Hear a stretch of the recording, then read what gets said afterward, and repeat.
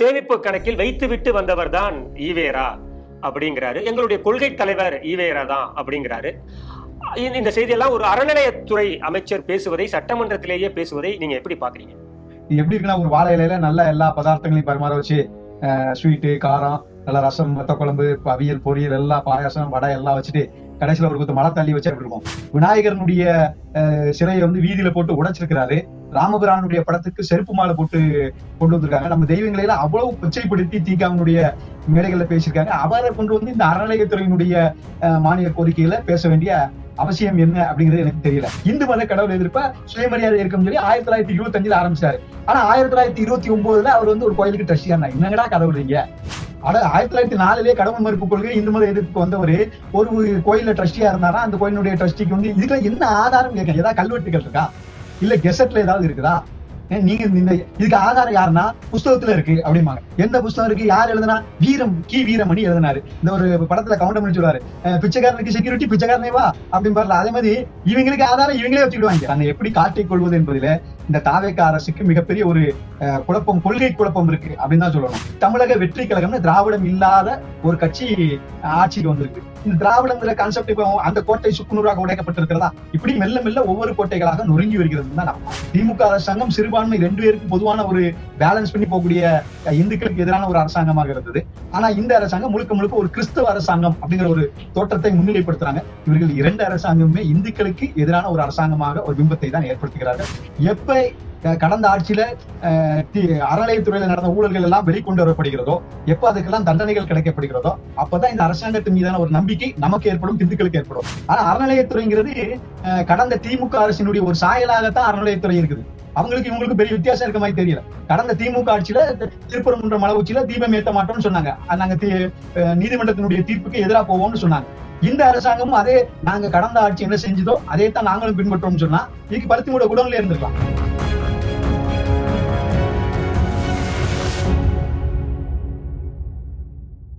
சிறப்பு பார்வை நிகழ்ச்சிக்கு ஸ்ரீ டிவி நேயர்களை இனிதே வரவேற்கிறேன். இன்றைய தினம் இணைய வழியே நம்மோடு இணைகிறார் இந்து முன்னணி பேரியக்கத்தின் மாநில செயலாளர், வழக்கறிஞர், கள போராளி திரு குற்றாலநாதன் அவர்களை ஸ்ரீ டிவி நேயர்கள் சார்பாக இனிதே வரவேற்கிறேன். வணக்கம் சார். வணக்கம் நேயர்கள் அனைவருக்கும் வணக்கம்.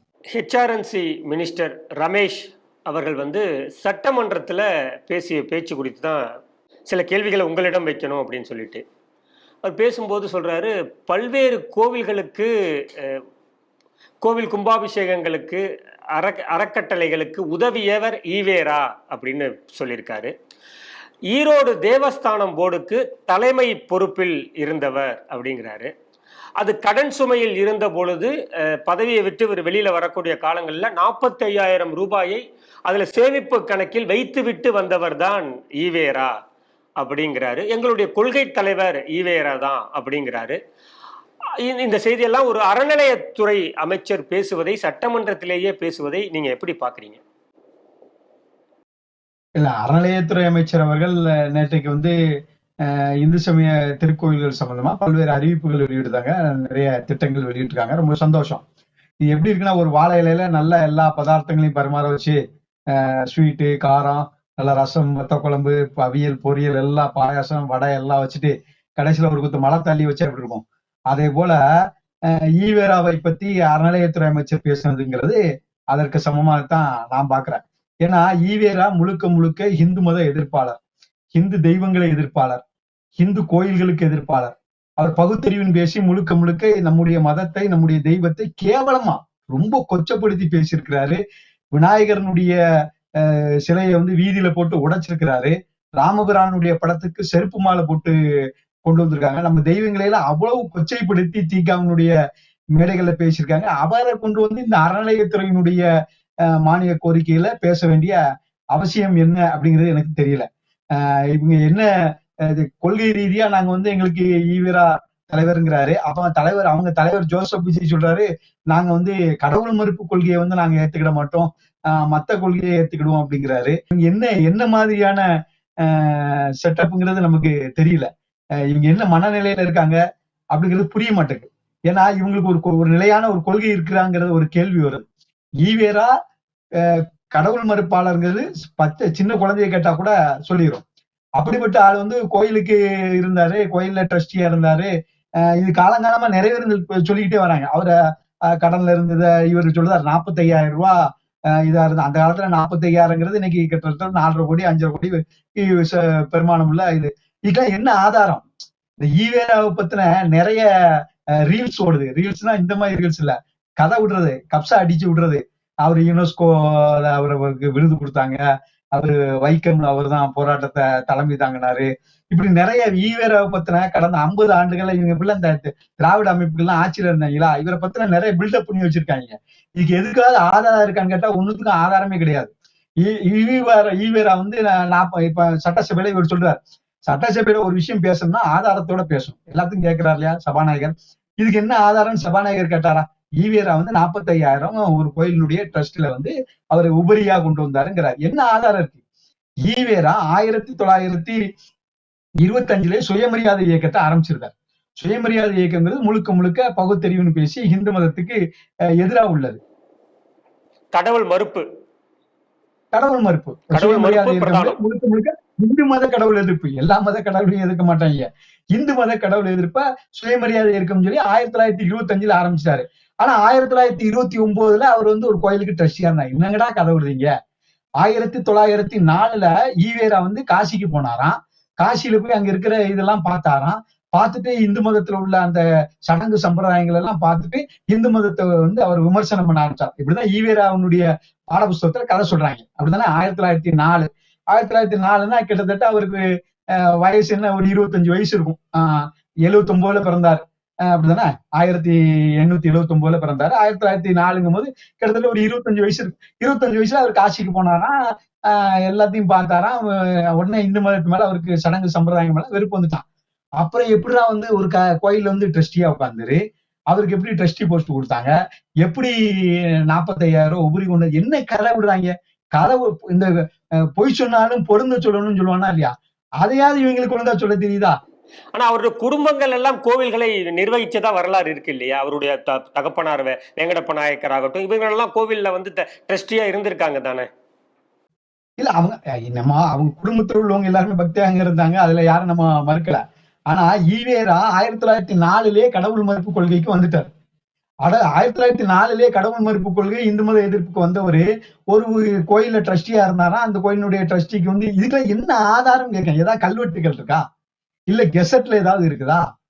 நீங்க இந்த இதுக்கு ஆதாரம் யாருன்னா புஸ்தகத்துல இருக்கு அப்படிம்பாங்க. எந்த புஸ்தகம் இருக்கு? யார் எழுதுனா?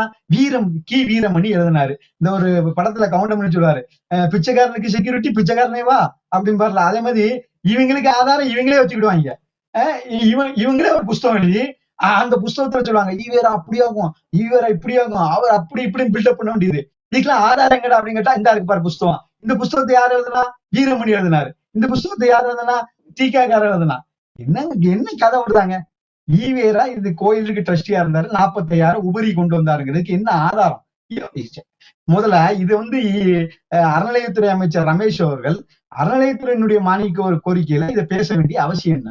ஒண்ணு, நீ இந்த அரசாங்கம் நாங்க வந்து நாத்திக அரசாங்கம் அப்படின்னு சொல்லு, இல்ல நாங்க வந்து நாத்திகம் எல்லாம் பேச மாட்டோம், நாங்க வந்து ஆன்மீக அரசாங்கம் அப்படின்னு சொல்லு. ஒண்ணு ட்ரெயின்ல ஏறு, இல்ல பிளாட்பாரத்துல ஓரமா நில்லு. தண்டவாளத்துக்கு நடுவுல நின்னா ட்ரெயின் அடிச்சு தூக்கிட்டு போயிடும். அதான் நடக்கும். இவங்களுக்கே ஒரு இம்பேலன்ஸா இருக்காங்க. இவனுக்கு என்ன புதுசா வந்திருக்காங்களா, எந்த கொள்கைக்குள்ள போறது, எப்படி எடுக்கிறதுன்னு தெரியாம ஒருத்தர் சொல்றாரு நாங்க ஆன்மீகங்கிறாரு, அறநிலையத்துறை அமைச்சர் சொல்றாரு இவரு கி வீரமணியை போய் சந்திக்காரு, கி வீரமணியை சந்திச்சு பெரியார் சிலையை கொடுக்காரு. என்ன கூத்து நடக்குன்னே தெரியல. இவர்கள் எதை செய்வது என்று தெரியாமல் செய்கிறார்கள். மன்னித்தரணும் தான் சொல்ல வேண்டியதா இருக்கு. திமுகவை விட தாவேகா தன்னை செக்யூலர்னு காட்டிக்கணும் ரொம்ப முன்னிலைப்படுத்துதுன்னு நினைக்கிறீங்களா? ஏன்னா ஹெச்ஆர்என்சி அமைச்சர் அறிவிக்கப்படுவதற்கு முன்பே திரு வெங்கட்ராமன் அவர்கள் பெயர் வந்து கன்சிடர் பண்ணப்பட்டது. அப்பவே வந்து திராவிடர் கழக தலைவர் வீரமணி அவர்கள் வந்து எதிர்ப்பு தெரிவித்தார். இந்த துறைக்கு ஒரு பிராமணரை போடுவதா அப்படிங்கிற எதிர்ப்புகள்லாம் கிளம்பியது. இப்போ அதே துறை சார்ந்த அதே துறையிலிருந்து அதே சமூகத்திலிருந்து தான் ஒருவரை வந்து ஹெச்ஆர்என்சி மினிஸ்டரா போட்டிருக்காங்க. ஆனால் ரயில் சந்திப்பில் போகும்போது இருவரும் வந்து அளவலாவிக் கொள்வது, அவர்களுடைய கொள்கை தான் நாங்கள் ஏற்றுக்கொண்டிருக்கிறோம் அப்படின்னு ஹெச்ஆர்என் துறை அமைச்சர் பேசுறது, இதெல்லாம் எப்படி பாக்குறீங்க சார்? இல்ல இவங்க வந்து ஈவேராவை பத்தி இவர் பேசிட்டாருன்னா உடனே வந்து கி வீரமணி நாளைக்கு இவருக்கு மாலை சுட்டிட போறாரா, அல்லது வந்து இவர் வந்து இவர் பூணூல் போட்டிருக்கிறத விமர்சனம் பண்ணாம இருக்க போறாரா, அல்லது வந்து கடவுளை பத்தி விமர்சனம் பண்ணாம இருக்க போறாரா? அவங்க அவங்க வேலையே தெளிவா இருக்காங்க. இவங்களுக்கு தான் ஒரு பெரிய குழப்பம் இருக்கிறது. தன்னை எப்படி காட்டிக் கொள்வது என்பதில இந்த தாவேக அரசுக்கு மிகப்பெரிய ஒரு குழப்பம், கொள்கை குழப்பம் இருக்கு அப்படின்னு தான் சொல்லணும். ஏன்னா இவர்களை வந்து நாத்திகவாதிகளா இவங்களால காட்ட முடியல. ஏன்னா நாத்திகங்கிறதெல்லாம் இன்னைக்கு செத்து போச்சு. இன்னைக்கு நாத்திகம் பேசணும்னா தமிழ்நாட்டுல அது எடுபடாது. திராவிடர் கழகத்துக்கே கூட்டத்துக்கு போனா 20 பேர் 30 பேர் வருவோம். அதுக்கு மேல ஆள் வரமாட்டேங்குது. நாத்திகம்ங்கிறது இன்னைக்கு தமிழ் மண்ணில் முழுமையாக அழிந்து விட்ட ஒரு நிலைமையில இருக்கும்போது இவங்களால நாத்திகம் பெரியாரையும் ஏத்துக்கிட முடியல. அது நாங்க நாத்திகம் பேசுறோங்கிறதையும் வெளிப்படையா அவங்களால சொல்ல முடியல. அதே சமயத்துல ஈவேராவை கொள்கை தலைவராகவும் வச்சுக்கிட்டாங்க. அவர் ஆன்மீகவாதியாகவும் சொல்ல முடியல. என்ன அதான் சொல்ல முடியல, இவங்களுக்கு கொள்கையில மிகப்பெரிய ஒரு குழப்பத்தில் இருக்கிறார்கள். அப்படிங்கறதான் அந்த ஈவேராவை இவர் வந்து சட்டமன்றத்துல கோடிட்டு காட்டியது நமக்கு தெளிவுபடுத்து. இப்போ பெரியார் திடல்ல இப்ப அந்த பிசினஸ க்ளோஸ் பண்ணிட்டாங்கன்னு சொல்றீங்க. ஆமா, கிட்டத்தட்ட ஏறக்குறைய இந்த பகுத்தறிவு வியாபாரம்ங்கிறது தமிழ்நாட்டுல மூட்டை கட்டுப்பட்டு விட்டது. இனி வந்து அந்த வியாபாரம் வந்து தமிழ்நாட்டுல நடக்காது. இனி யார்கிட்டையும் போய் வந்து கடவுள் மறுப்பெல்லாம் பேச ஆரம்பிச்சீங்கன்னா இன்னைக்கு மக்கள் வந்து கேள்வி கேட்க ஆரம்பிச்சிட்டாங்க. நீ எப்படி இதே மதத்தெல்லாம் விமர்சனம் பண்றியா, எங்க மதம் எவ்வளவு அறிவியல் பூர்வமானதெல்லாம் கேள்வி கேட்க ஆரம்பிச்சிட்டாங்க. அந்த கேள்விகளுக்கெல்லாம் இவர்களால பதில் சொல்ல முடியல. இந்த மனு வச்சு கொஞ்ச நாள் ஓட்டிட்டு இருக்கிறாங்க. அதுக்கும் இன்றைக்கு எதிர்கேள்விகள் வர ஆரம்பிச்சுட்டு உண்மையிலேயே இன்றைக்கு தமிழகம் மிகப்பெரிய ஒரு ஆன்மீக பூமி ஆகிவிட்டது. அத்தனை கோயில்களிலும் மக்கள் வந்து கூட்டமாக செல்கிற இந்த ஆன்மீக பூமியில இனிமே நாத்திகம் எடுபடாது என்பது தெரிந்து போன ஒன்றுதான். அப்படி ஆன்மீக பூமின்னு சொல்றீங்க, மக்கள் வந்து சாரையா கோவிலுக்கு போக ஆரம்பிச்சுட்டாங்கன்னு இப்போ நீங்க சொல்றீங்க. தொடர்ந்து நீங்க களத்துல இருப்பதனால இந்த கேள்வியை கேட்கிறேன். அதிமுகவாகட்டும் திமுகவாகட்டும் இப்போ கட்சி ஆரம்பிச்சு ஆட்சிக்கு வந்திருக்கிற தாவேக்காகட்டும் எல்லாருமே அந்த கடவுள் மறுப்பாளர் அந்த ஈவேராவை தலையில தூக்கி வச்சுட்டு இவர் தான் எங்கள் கொள்கை தலைவன் சொல்றாங்களே, அது எந்த மாதிரியான அரசியல்னு பாக்குறீங்க? இல்ல, அதாவது கடந்த 50 வருடமாக இந்த திராவிட அரசியல் தமிழ்நாட்டில் இருந்ததுல ஈவேராவை பத்தின ஒரு பெரிய பிம்பத்தை ஏற்படுத்தி வச்சிருக்காங்க. ஈவேரா வந்து சமுதாய புரட்சியாளர், சமூக சீர்திருத்தவாதி, அப்படி இப்படின்னு ஒரு பெரிய பில்டப் பண்ணி வச்சிருக்காங்க. அந்த பில்டப் மெல்ல மெல்ல உடஞ்சிட்டு வருது. பெண்ணியவாதி. ஆனா அவர் பேசுனதெல்லாம் கேட்டானா அது பெண்ணியத்துக்கு அதுக்கு சம்பந்தம் இருக்காங்கிற கேள்விகள்லாம் அடுத்து வருது. அது விவாதிக்கணும், அதுக்கு ஒரு தனி விஷயம் நடத்தலாம். ஆனா அப்படிப்பட்ட ஒரு கட்டமைப்பை 50 வருஷம் ஒரு நாள் 2 நாள்லாம் கிடையாது, 50 வருட கட்டமைப்புங்கிறது வலுவா அமைச்சிருக்காங்க. அதை நம்ம மறுக்க முடியாது. அந்த கட்டமைப்புகள் மெல்ல மெல்ல இப்போ தகர்ந்து கொண்டு வருகிறது. இப்ப திராவிடம், நீங்க தமிழ்நாட்டுல கடந்த அரசியல் கட்சிகள் எல்லாமே பாத்தீங்கன்னா எல்லாமே திராவிடத்தை மையமா வச்சுதான் வரும். ஏதாவது ஒரு பேர்ல திராவிடம் சேர்ந்திருக்கும். தமிழக வெற்றி கழகம்னு திராவிடம் இல்லாத ஒரு கட்சி ஆட்சிக்கு வந்திருக்குது. இந்த திராவிடம்ங்கிற கான்செப்ட் இப்போ அந்த கோட்டை சுக்குநூறாக உடைக்கப்பட்டிருக்கிறதா, இப்படி மெல்ல மெல்ல ஒவ்வொரு கோட்டைகளாக நொறுங்கி வருகிறதுன்னு தான் நம்ம பார்க்கணும்.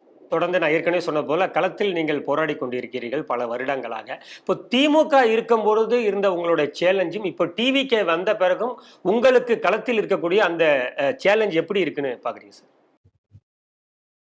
ரெண்டுக்கும் பெரிய வேறுபாடு இருப்பதாக நம்ம தெரியல. ஏன்னா நாம அடிக்கடி சொல்லக்கூடிய நம்முடைய இந்து முன்னணியுடைய மாநில தலைவர் கூட அடிக்கடி குறிப்பிடுறாங்க, டிவிகேக்கும் டிஎம்கேக்கும் பெரிய வேறுபாடுகள் இல்லை. ஏன்னா ரெண்டுமே கிட்டத்தட்ட ஒரே மனப்பான்மையில தான் இருக்காங்க. இப்ப இந்த ஆட்சி வந்ததுக்கு அப்புறமும் கூட இந்த இஸ்லாமிய சிறைவாசிகளை விடுதலை பண்ணணும் அப்படிங்கிற கோரிக்கைகள்லாம் வருது. முழுக்க இது இந்த சட்டசபையில கடந்த நாட்கள்ல நடக்கக்கூடிய செய்திகள் எல்லாம் பார்த்தா இந்த அரசாங்கம் முழுமையாக ஒரு கிறிஸ்தவ அரசாங்கம் மாதிரி ஒரு தோற்றத்தை ஏற்படுத்துறாங்க. அவர்கள் எப்படி சிறுபான்மையை தாஜா செய்தார்களோ அதே போல இந்த அரசாங்கமும் கூட சிறுபான்மையை தாஜா செஞ்சுட்டு இருக்கு. சட்டசபையில பைபிள் பேசுவாங்க. பைபிளினுடைய கருத்துப்படி கருத்தடைய வந்து தடுக்கணுங்கிற விஷயத்துக்கெல்லாம் வந்து சபாநாயகரே நேரடியா போய் நடப்பாரு. இப்படி ஒரு மதச்சார்பான அரசாங்கமாக திமுக அரசாங்கம் சிறுபான்மை 2 பேருக்கும் பொதுவான ஒரு பேலன்ஸ் பண்ணி போகக்கூடிய இந்துக்களுக்கு எதிரான ஒரு அரசாங்கமாக இருந்தது. ஆனா இந்த அரசாங்கம் முழுக்க ஒரு கிறிஸ்தவ அரசாங்கம் அப்படிங்கிற ஒரு தோற்றத்தை முன்னிலைப்படுத்துறாங்க. இவர்கள் 2 அரசாங்கமுமே இந்துக்களுக்கு எதிரான ஒரு அரசாங்கமாக ஒரு பிம்பத்தை தான் ஏற்படுத்துகிறார்கள். களத்திலும் அதுதான் இருக்கு. இவர்கள் இந்துக்களுக்கு எதிரான விஷயங்களை துணிஞ்சு செய்யறாங்க. ஆனா சிறுபான்மைகளுக்கு அவ்வளவு சலுகைகளும் கொடுக்குறாங்கிறது ஒரு வேதனையான விஷயம். இந்த விஷயத்துல மாற்றம் எதுவும் வரவில்லை தமிழகத்தில். ஹெச்ஆர்என்சி அமைச்சருடைய செயல்பாடு எப்படி இருக்கு? நிறைய விஷயங்கள்ல முன்னேற்றங்களை கொண்டு வரணும்னு துடிப்போட செயல்படுகிறார். விமர்சனங்களும் எழுகிறது. நீங்க எப்படி பாக்குறீங்க? நீங்க சொன்ன மாதிரி ஹெச்ஆர்என்ஜி அறநிலையத்துறை அமைச்சர் வந்து பல விஷயங்கள் செய்யணும்னு நினைக்கிறாரு, பல திட்டங்கள்லாம் அறிவிச்சிருக்கிறாங்க. சந்தோஷமான விஷயம். ஆனா நேற்றுக்கு சட்டசபையில அவர் சொல்லும்போது கூட சொல்றாரு, பல ஆயிரக்கணக்கான ஏக்கர் நிலங்கள் இந்து சமய அறநிலையத்துறை கோயில்களுக்கு சொந்தமான நிலங்கள் எல்லாமே கடந்த ஆட்சியில பத்திரங்கள் வந்து முறைகேடாக பதிவு செய்யப்பட்டிருக்கு அப்படின்னு சொல்றாங்க. பதிவு செய்யப்பட்டிருக்குன்னா அதை பத்தி ஏன் நடவடிக்கை எடுக்கல? அது ஏன் வெளியில கொண்டு வரல? இந்து முன்னணியினுடைய மாநில தலைவர் காடேஸ்வர சுப்பிரமணியம் அவர்கள் இந்த ஆட்சி பொறுப்பேற்ற நாள்ல இருந்து இன்னும் கிட்டத்தட்ட 100 நாளாக சொல்லிட்டு இருக்காங்க, அறநிலையத்துறை சம்பந்தமாக வெள்ளை அறிக்கை வெளியிடுங்க. கடந்த திமுக ஆட்சியில அறநிலையத்துறையில என்னென்ன ஊழல்கள் நடந்திருக்கு, தங்கத்தை உரிக்கிறாங்க, தங்க உரிக்கினதுல ஊழல்னு தாவேகானுடைய அமைச்சர்களும் எம்எல்ஏக்களும் தான் சொல்றாங்க. அப்ப அதுக்கெல்லாம் ஆதாரம் கொடுங்க, அவங்க மேல நடவடிக்கை எடுங்கன்னா நடவடிக்கை எடுக்க மாட்டாங்க. சும்மா இந்த வாயிலே வடை சுட்டுட்டு இருக்காங்களே ஒழிய இவங்க நேரடியான எந்த நடவடிக்கைக்கும் கொண்டு வர மாட்டாங்க. எப்ப கடந்த ஆட்சியில அறநிலையத்துறையில நடந்த ஊழல்கள் எல்லாம் வெளிக்கொண்டு வரப்படுகிறதோ, எப்ப அதுக்கெல்லாம் தண்டனைகள் கிடைக்கப்படுகிறதோ, அப்பதான் இந்த அரசாங்கத்து மீதான ஒரு நம்பிக்கை நமக்கு ஏற்படும், இந்துக்களுக்கு ஏற்படும். ஆனா அதுக்குண்டான சூழ்நிலையே தெரியல. இவங்க வெள்ளை அறிக்கை வெளியிடுறது கூட இவ்வளவு தயங்குறாங்கன்னா ஏன்னு தெரியல. அவரு முதலமைச்சர் சொல்றாரு, உங்க ஃபைல்லாம் என்கிட்ட இருக்குது, நான் எப்ப தரப்பேன்னு தெரியாது அப்படின்னு சும்மா பூச்சாண்டி காட்டிட்டு இருக்காங்க, படம் காட்டிட்டு இருக்காங்களே ஒழிய இது எதனால இவங்க டிலே பண்றாங்க? இதை வச்சு திமுக எதுவும் இவங்க வந்து பார்கெயின் பண்றாங்களா அல்லது மிரட்டுறாங்களா, எதுவும் டீலிங் நடக்குதா அப்படிங்கிற கேள்விகள் எல்லாம் கூட இன்னைக்கு மக்கள் மத்தியில எழ ஆரம்பிச்சிருக்கு. அவங்க தப்பு பண்ணிருக்காங்கன்னு தெரியல, திமுக அரசாங்கம் தப்பு பண்ணிருக்கு. நீங்க கடந்த ஆட்சியில நீங்க தான் தாவேக்கா தான் சொன்னாங்க கோயில்கள்ல தவறு நடந்திருக்கீங்க. 100 நாள் ஆயிடுச்சு. 100 நாள்ல என்ன தப்பு நடந்திருக்குன்னு ஏன் வெளியில கொண்டு வர முடியல? ஏன் கொண்டு வர மாட்டேங்கார்? அப்ப இதெல்லாம் அறநிலையத்துறை அமைச்சர் யோசிக்கணும். திமுக ஆட்சியில செய்ய துணியாத சில விஷயங்களை கூட தாவேக்கா ஆட்சியில செய்யறாங்க. பழனியினுடைய கோயிலினுடைய அந்த 100 கோடி ரூபாய் மதிப்புள்ள இடங்கள் வந்து தாவேக்கா அரசுல வந்து பத்திரப்பதிவு பண்ணுதாங்க. அப்போ திமுக ஆட்சி அதுவே ஒரு அறநிலையத்துறையில மிகப்பெரிய ஊழல் நடந்த ஆட்சி. அதுல விடுபட்ட விஷயங்கள் எல்லாம் கூட தாவேக்கா ஆட்சியில நடைபெறுதுங்கன்னா ரெண்டுக்கும் பெரிய வேறுபாடு இருப்பதாக தெரியுது. இப்போ வெள்ளை அறிக்கை வேணும்னு கேட்டீங்க, மின்சாரத்துறையில வெளியிட்டுட்டாங்க, நிதித்துறையில வெள்ளை அறிக்கை வெளியிட்டுட்டாங்க. இப்போ ஹெச்ஆர்என்சில வேணும் என்று இப்போ நீங்க பொதுமக்கள் சார்பாக ஒரு கேள்வியை வச்சிருக்கீங்க. கண்டிப்பாக இது வந்து கிடைக்கும்னு எதிர்பார்க்கலாமா சார்? இல்ல, வேண்டும் என்பதுதான் நம்முடைய கோரிக்கை. நம்ம இந்து முன்னணியுடைய மாநில தலைவர் இந்த ஆட்சி பொறுப்பேற்ற மறுநாளே அந்த கோரிக்கை வச்சாங்க, அறநிலையத்துறையில வெள்ளை அறிக்கை கொடுக்கணும் அப்படின்னு சொல்லி கேட்டாங்க. 100 நாள் ஆயிடுச்சு. இப்ப அதை இதுவரைக்கும் அதை பத்தின பேச்சே இல்லை.